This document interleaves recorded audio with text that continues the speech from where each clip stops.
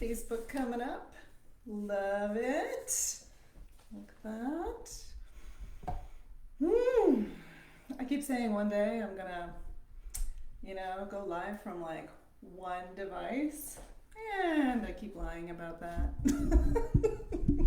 Such a liar. And I'm gonna just throw my mic over here for our Facebook friends. Sorry, Instagram friends. Hopefully it's not too boomy because I don't have an external mic on the device that I'm using for Instagram. So I have one here on my device that I'm using for Facebook. So hopefully things are a little less boomy for the folks on Facebook. Hopefully the mic is doing its job and giving me some good sound. Better than it has been. Hoping. Should be good. All right, let's get going. Shall we? Yeah, let's do it. Hey, so, my name is, good morning, Wendy from Houston. My name is Dr. Shannon Coates, and I am a voice educator who develops resources for voice teachers, primarily for independent voice teachers, but anyone who works with the voice is welcome to join the fun. Lots of choral directors and classroom educators and all the other people on board too, so it's all good. And academic teachers as well. Hi, Michelle from Frankfurt. Look at that. Cool. Widespread here of folks. And from Greece on Instagram. Well, what do you know?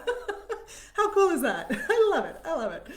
So, and speaking of, hey Kathy, I am coming to you live from north of Toronto in Canada.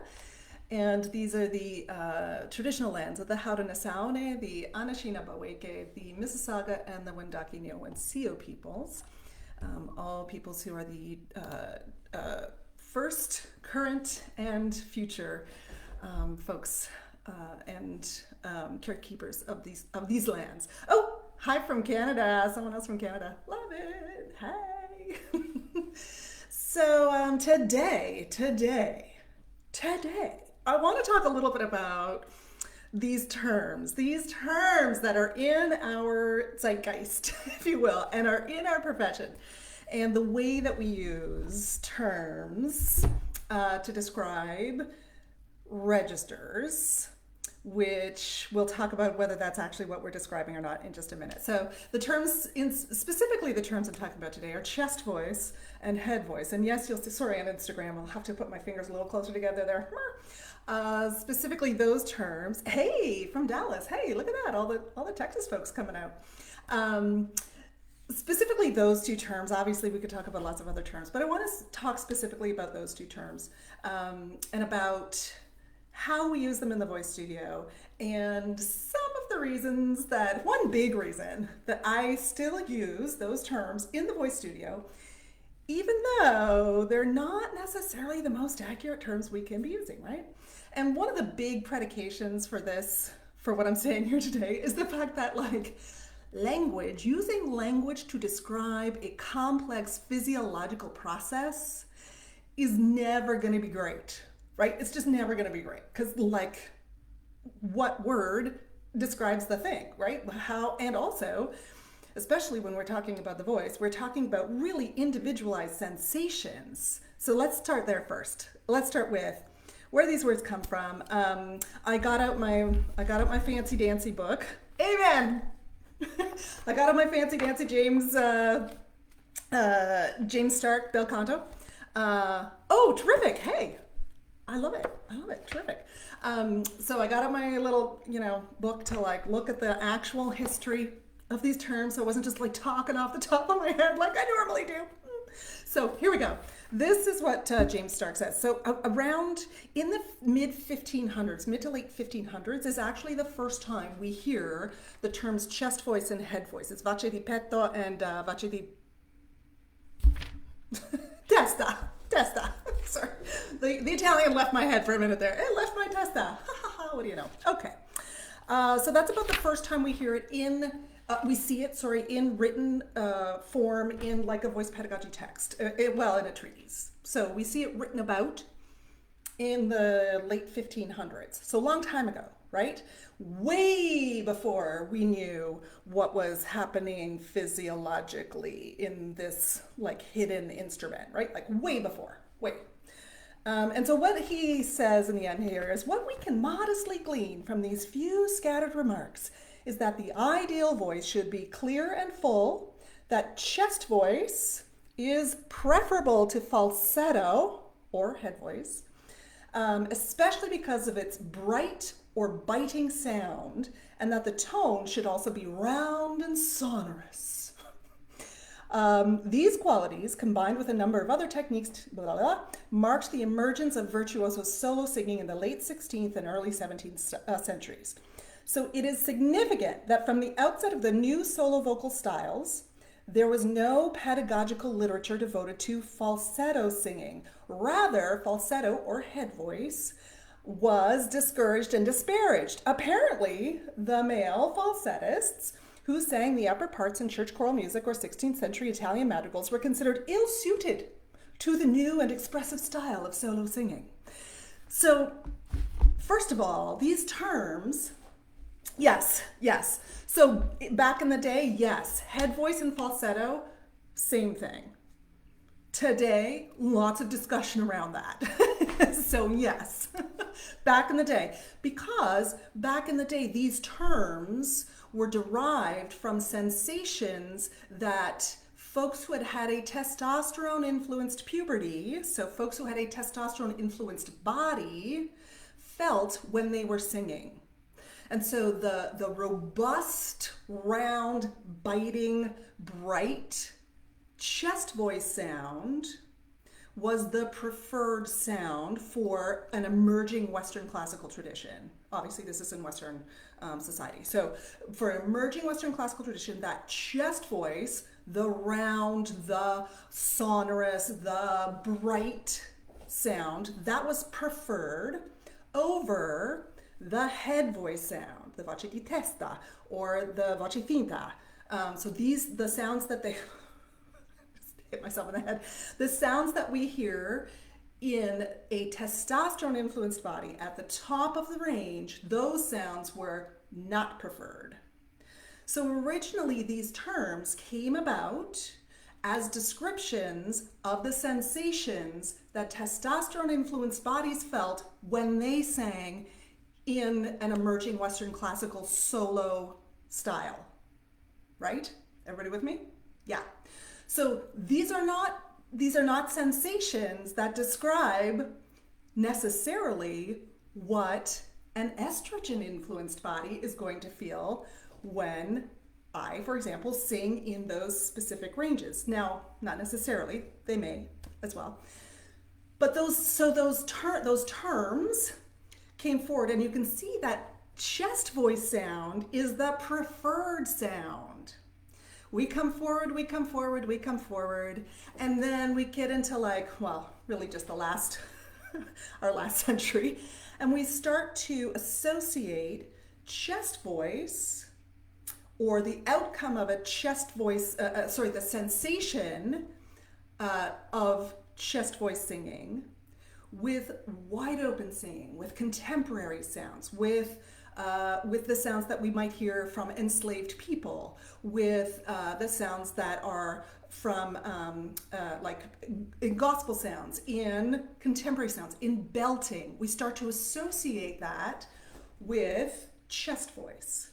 Because there is an association, we'll talk about that in a minute. But we start to associate that sound, and then we start to associate head voice with Western classical tonal outcomes, whether you are a soprano or a baritone or a bass, right? We start to associate this head voice sound, which is why the falsetto thing starts to get really messy, why falsetto and head voice starts to get really messy.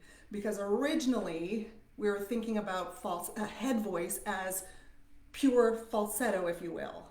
And now, because we've associated head voice with a Western classical tonal outcome, a kind of flowier, legato-ier, like joining, sustained kind of singing, that has now, that has, in our Western classical training anyway, starts to become the preferred tonal outcome or the preferred register. We start to say like head voice register is like, you want to be singing in head voice. You don't want to have too much chest voice in there.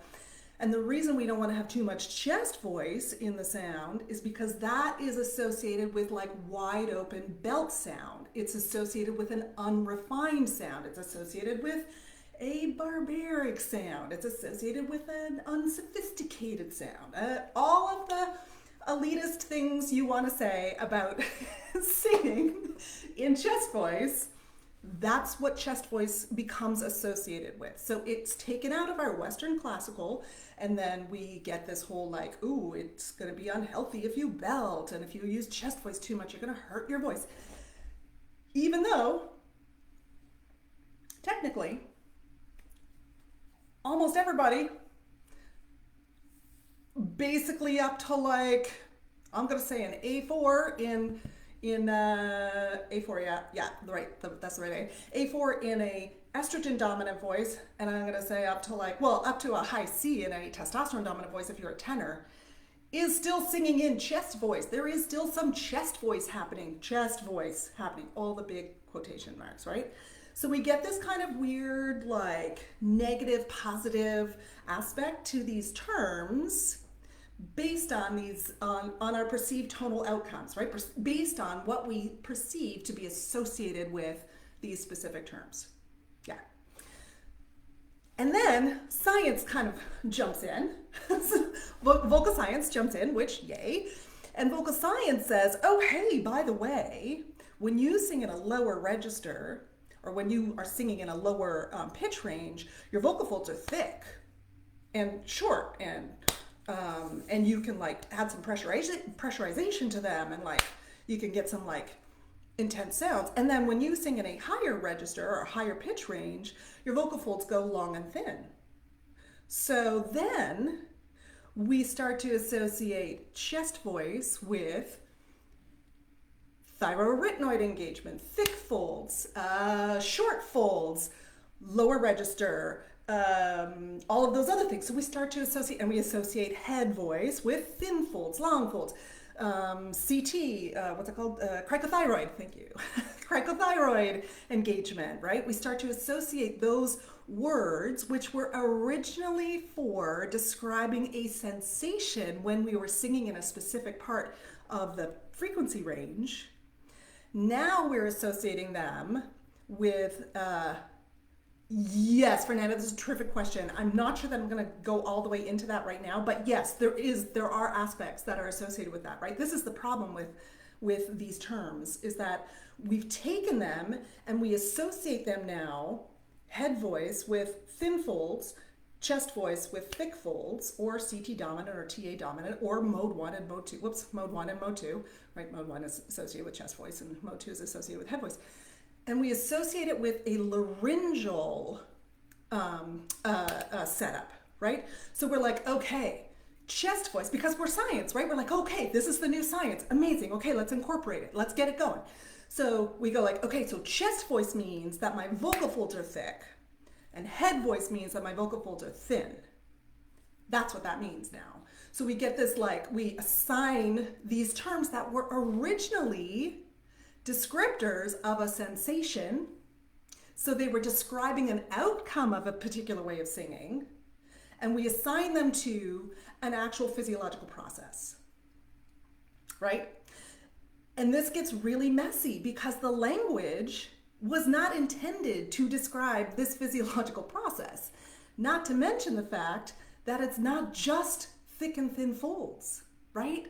As Fernanda was saying here, like head voice, Fernanda asks, head voice and head voice aspects are linked to phonation modes, like Dr. Sundberg talks about. So yes, they are. Phonation modes, when we talk about phonation modes, we talk about how much pressurization is there, how much of the real estate of the folds is meeting every time they vibrate versus not very much of the folds meeting every time they vibrate. I'm simplifying, but that is essential. I'm not saying anything, it's not wrong, it's just simplified.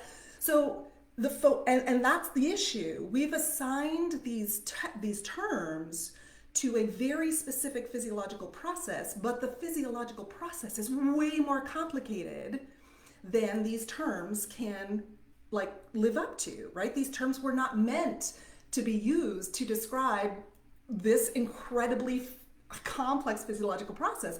Because when we're talking about registration, we're not just talking about how thick or thin the folds are. We're talking about how much pressurization is there, in other words, and we're also, which is closely related to how much of the fold is meeting every single time it comes together.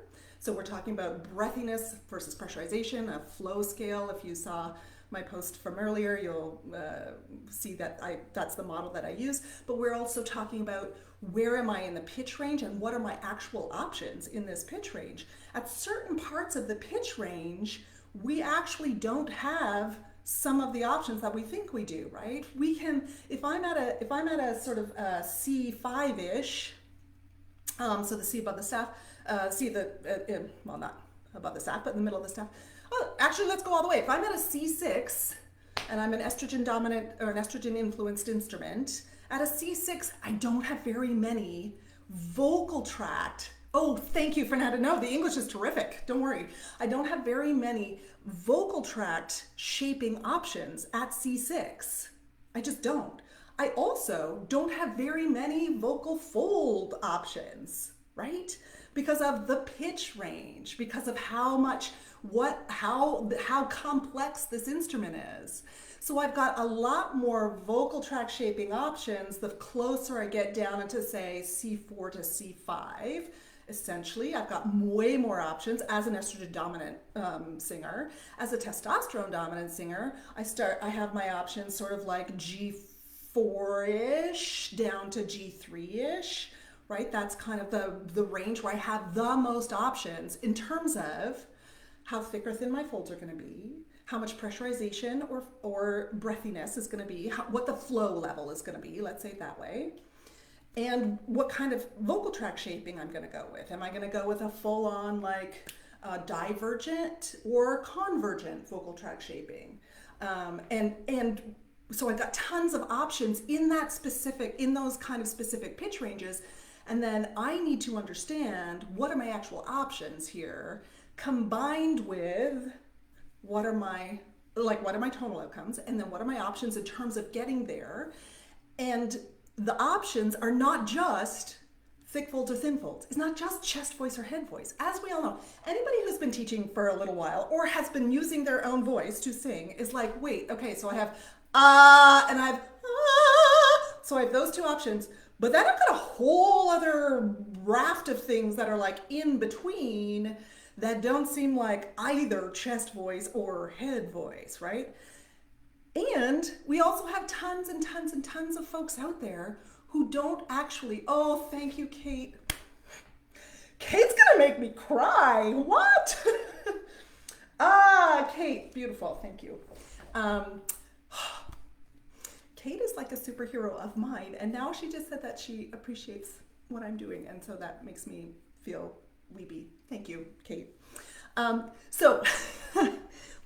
We know intuitively, I have so many other options, but then what is this mix thing, right?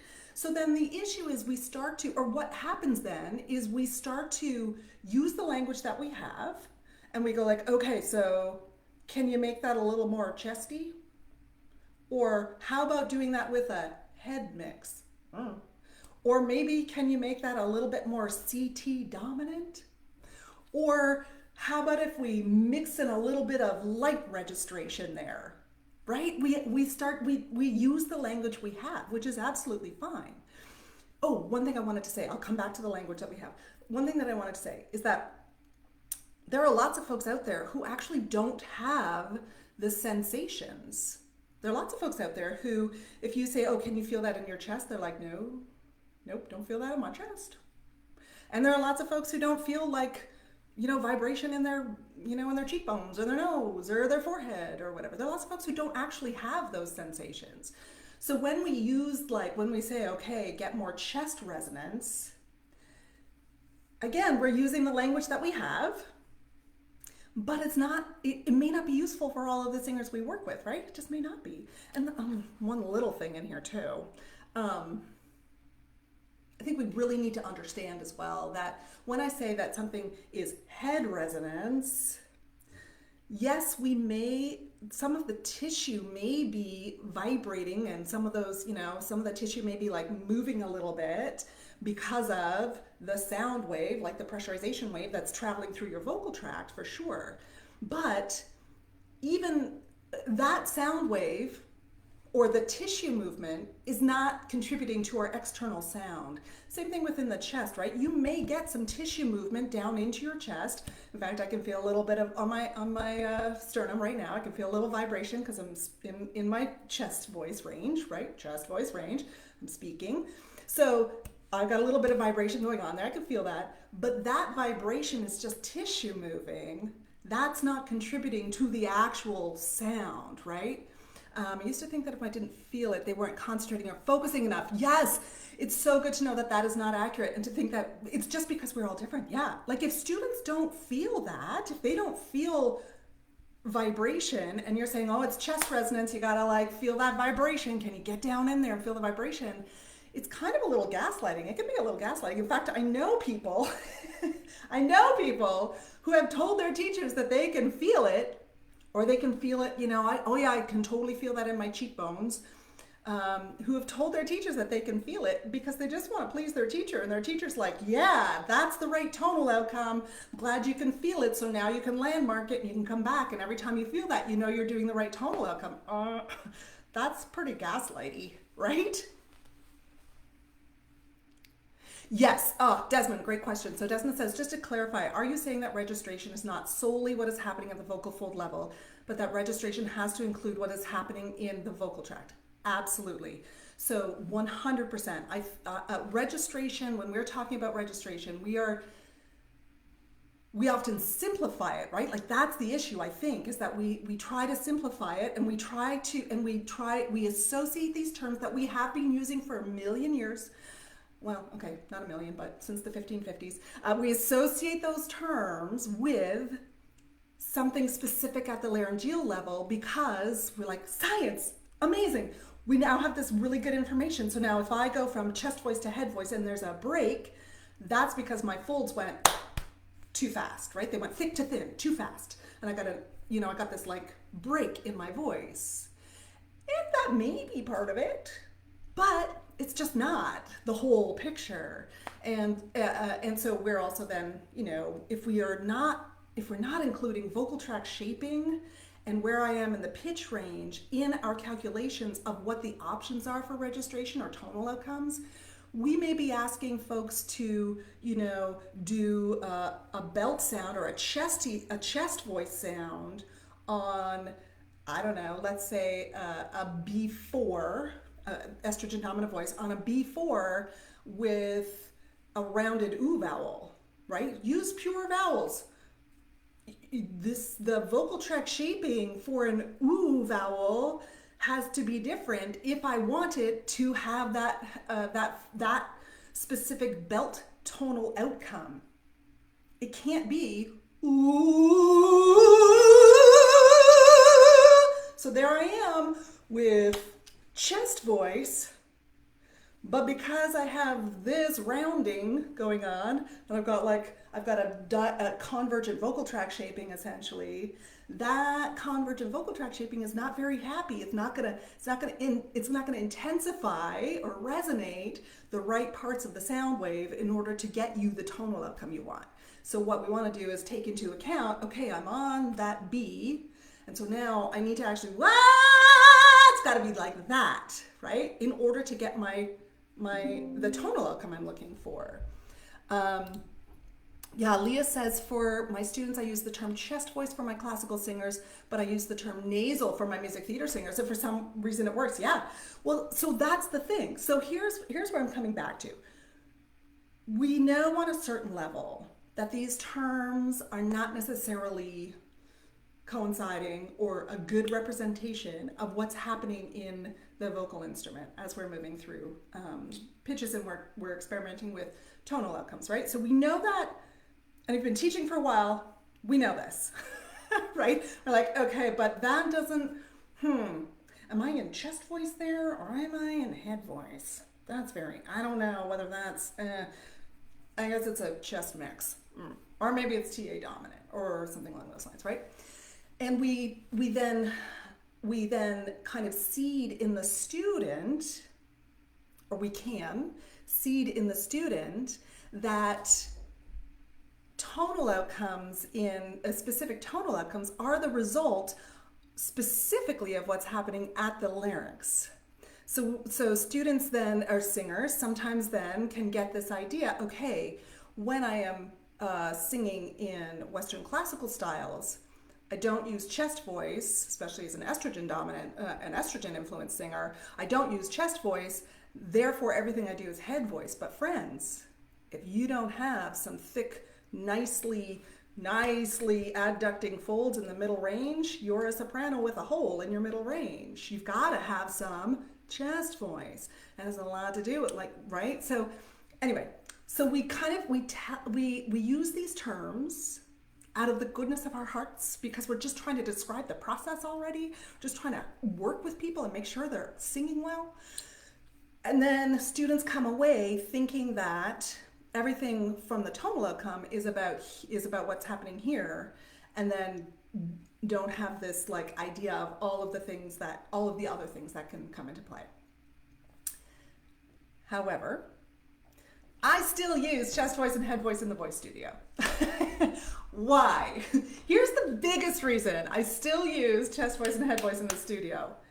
Oh, yes. Oh gosh. So Leah's saying it was awful. My teacher said said to never use chest voice, and she was a famous Italian diva. I know, right? And then your middle, sopranos especially, the middle is like so weak. Why? Because you can do all the shaping you want. You can do all the shaping you want in the middle voice again, like let's say C to like B, right? Like C4 to B4. That middle voice-ish, and maybe a little higher even. You can do all the shaping you want in there. If you don't have a nice, strongly adducted vocal folds pattern going on, that likely has a little bit of, I don't know, chest voice in it, not gonna hear you. Just not gonna hear you. The shaping has to have something to shape. If there's nothing coming from the vocal folds that is gonna be shapeable, we can't, how are you gonna get it? You're not gonna get it, right? Okay, blah. So the biggest reason that I still use chest voice and head voice in the voice studio is because students and singers, oh yes, that is so true, right? A lot of people, Leah's saying I didn't figure this out until studying CCM work or contemporary singing. Yeah, a lot of Western classical singers find the robustness in their voice because they did a little belting. They're like, oh wait, I can make this work. I use forward to describe the musical theater sound as opposed to nasal. Yeah, because the bright sound is not true nasal. Yeah, many of my singers don't want to sound nasal, but I'm glad it works. Yeah, totally. It definitely just like what and changey places. Love it, love it. It really does depend, right? So here's the reason I use it, because singers come into the studio already knowing those terms. They already know those terms. That's the biggest reason I have for using it. They already know those terms, and they already have an idea of what those terms might mean in their own body. So they already have a sense, for the most part, of what those terms might feel like, be like, what the tonal outcomes are in their own body associated with those terms. So then they're useful terms for finding tonal outcomes and coordinations, right? They're useful in that way. The other reason, and Kate mentioned this earlier, the other reason to use these terms in the studio is that if you're working in popular musics, the industry standard, that's the industry standard, head voice, chest voice mix, like that's just industry standard. So you're going to hear those terms. If someone is working in popular musics, you're going to hear those terms. So if you're working with, oh, I'm so glad. So if you're working with singers who are working on popular styles, then you want them to know what that means. Yeah, makes sense, right? Use what they're comfortable with first and then help them expand from those terms. It changed my life and helped heal my MTD when I started studying with a teacher who helped me explore my low range with toning and exploration rather than sound outcomes. As a high soprano, that makes perfect sense to me.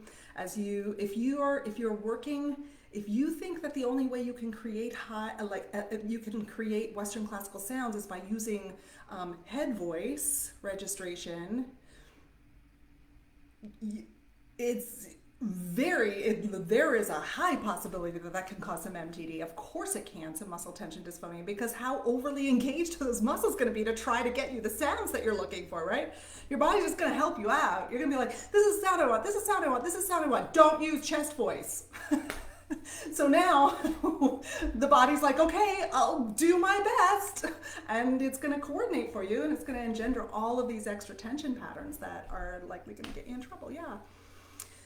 Yeah, Crystal says, my younger students seem to grasp these terms easily and expand their understanding as they mature. Yeah, exactly. So when I'm working with singers who have come into the studio fresh, who haven't worked, and obviously these are young singers, because by the time you get into your teens, you've heard these terms from your choral director, you've heard them from your musical director, you've heard them on reality TV shows, you've heard those terms, right? So on social media, you've heard those terms, and you have an association with those terms.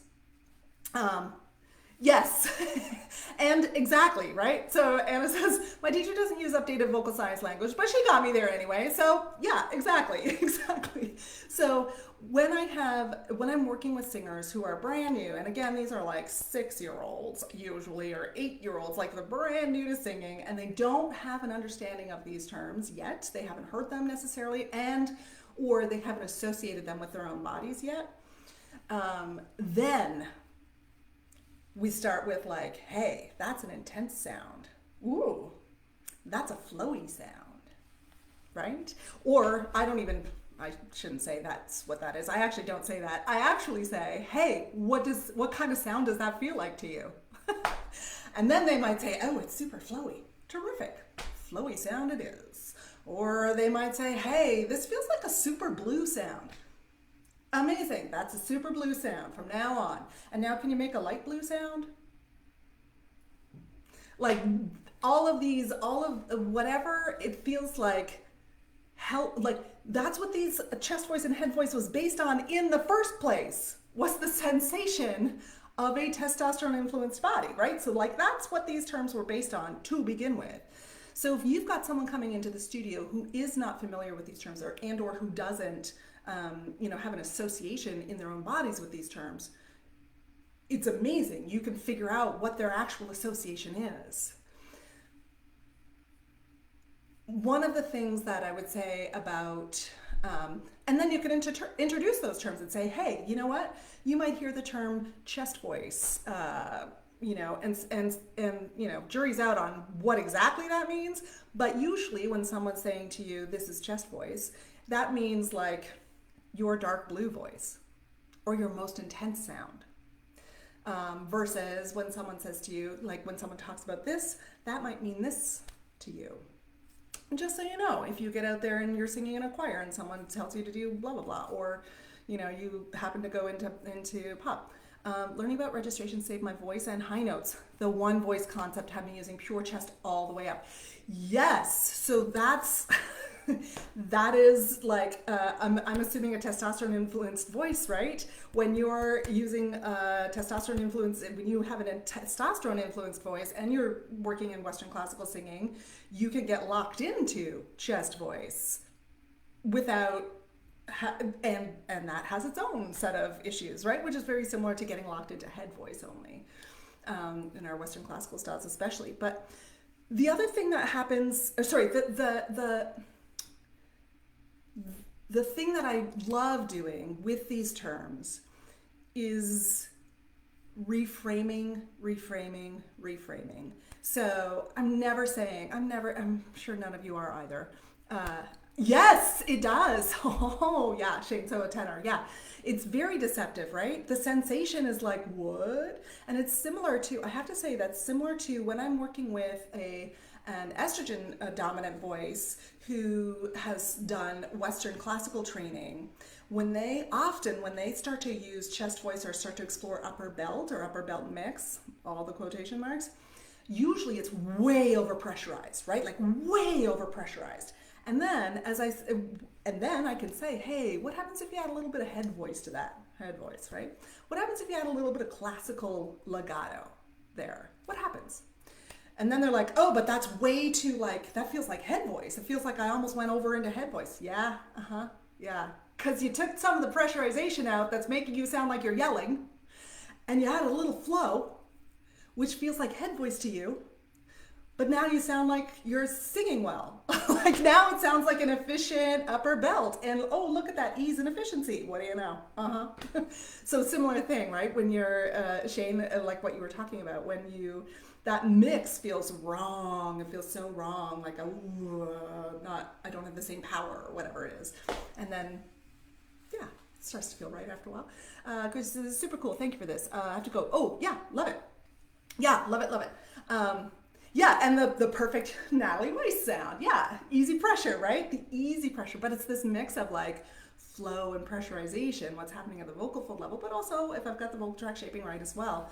So, and what's available within that sound range or within that frequency range. So what I love doing is helping to reframe, right? So when I say, add a little bit of head voice to that, and it eases the pressurization, then we start to talk about, oh, hey, so what does that feel like for you?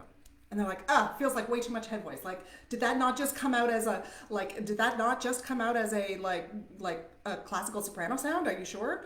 I'm like, no, it didn't. Let's come back. Let's think about, let's just explore what's happening with that. Let me hear it like 3 or 4 more times. What happens if you add like 40% more head voice? Okay, now what happens if you add 20% more head voice? What does that feel like? What do you observe? How are you experiencing that? What does it feel like in your body? Let's forget what the tonal outcome is for now. What does it feel like in your body? And then we start to reframe what head voice and chest voice might actually mean. And we start to add in things like, so when you add a little bit of flow, or you're thinking, I'm adding in a little head voice here, then maybe you're actually releasing a little, you're taking some of the pressurization out, and you also you kind of locked in that shaping too, didn't you? You kind of landed in the pocket in the shaping. So that feels like ease, right? That's where we want to be. So we start to just reframe these things and take out this complete, reliance on these dual terms that are like either one or the other, right? We take that reliance out, and we also then open ourselves to more possibility of mix. So we start to then open up what is possible in that middle range where we can mix in that middle-ish range. So in that specific frequency range where mixing is possible, we start to really open up the possibilities then. We have because I'm not just working on how thick or how thin are my folds. I'm not just working on how much, where am I on that one parameter. Now I'm working with possibilities around flow and pressurization, and I'm working with possibilities around vocal tract shaping for specific tonal outcomes. And that then gives me lots of options in terms of what I'm doing for a tonal outcome. What are my tonal outcomes in a mix in that middle range? Grayson says the exact same thing happened with one of my tenors. Yes, crazy pressurized voice, done some crossover into Western classical, and his voice is transformed. I know, right? So if we add a little bit of head voice, so these terms can be really useful, depending on how the student experiences them, how the singer experiences them, and what their relationship is to them, and how they coordinate their body in relationship to receiving a directive of have more head voice or use less chest voice or whatever, right? So those directives, so singers then, how they respond to the directive around that term can determine for you as a teacher how useful that term is for that singer. And then how much kind of refresh or reframe we're going to do around that term. Yeah, And how much explanation? I mean, sometimes we don't need any explanation. Sometimes it's just a little, like, you know, okay, let's associate that sound with flow now. Amazing. Anyway, so that's all just like a little thing to come forward. I might also just read, so Ken Bozeman, big fan, he wrote a thing on my Facebook post and about head voice and chest voice, and I was like, okay, well, now no one needs to come to my live because thanks, Ken. But here it is. I just want to read it too because it's genius as always. As is probably apparent, I am all for science-informed pedagogy. Objective terminology of physical function is laudable and necessary for explanation and intellectual understanding, not really so helpful for the utterly subjective experience of singing. Successful historic pedagogy is rife with subjective terms descriptive of auditory and somatosensory precepts, right? Percepts. So many of the terms we use to describe the singing voice are things that were just like, this feels like this to me, so let's call it that now. Human experience of physical process is entirely subjective, being mediated through perception. Furthermore, language is almost entirely metaphorical, representative, not the actual things themselves. So any directives we use in pedagogy are merely pointers to physical experiences, which I hope also originate in expressive, perhaps even spiritual motives. In short, yes, I use the terms chest voice and head voice, roughly descriptive of sensation locations related to range. I also use many other sensory descriptive terms. Seems more helpful to the singer than telling them to use more thyroid muscle involvement or more mode 1, right? Exactly.